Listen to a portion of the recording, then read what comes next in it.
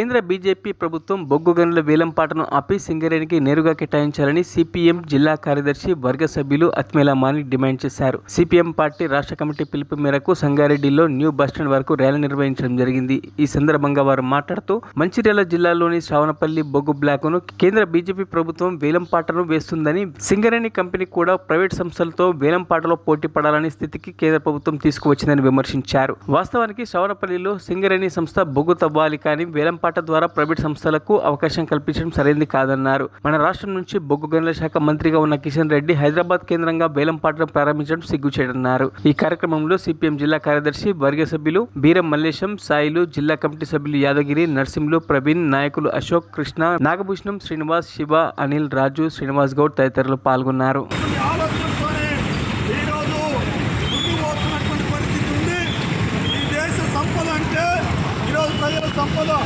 ఈ ప్రజల సంపదకు సంబంధించినటువంటి డబ్బులన్నీ ప్రైవేట్ చేయడం కోసం ఈరోజు ఈ తెలంగాణ రాష్ట్రాన్ని వేదికగా మార్చుకున్నటువంటి పరిస్థితి ఉంది.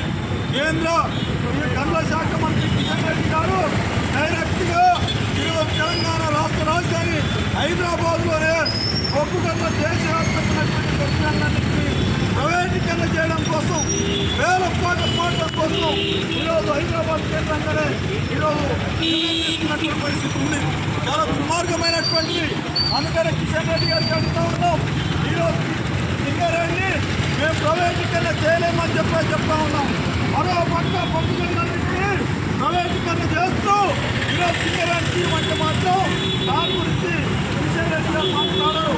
కిషన్ రెడ్డి గారు బొగ్గు గనుల ప్రైవేటీకరణ ప్రైవేటీకరణ గురించి మాట్లాడమంటే ఆయన సింగరేణిలో అవకతవకలు జరిగినాయని చెప్తా ఉన్నారు.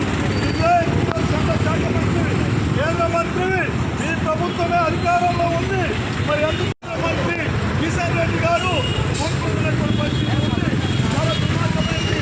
అందుకనే ఇవాళ ఈ మోడీ ప్రభుత్వం ఇవాళ సమాధానం చెప్పాల్సిన బాధ్యత ఉంది.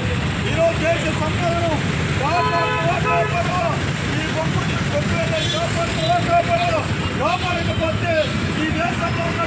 మరిన్ని అప్డేట్స్ కోసం మా ఛానల్ని సబ్స్క్రైబ్ చేయండి.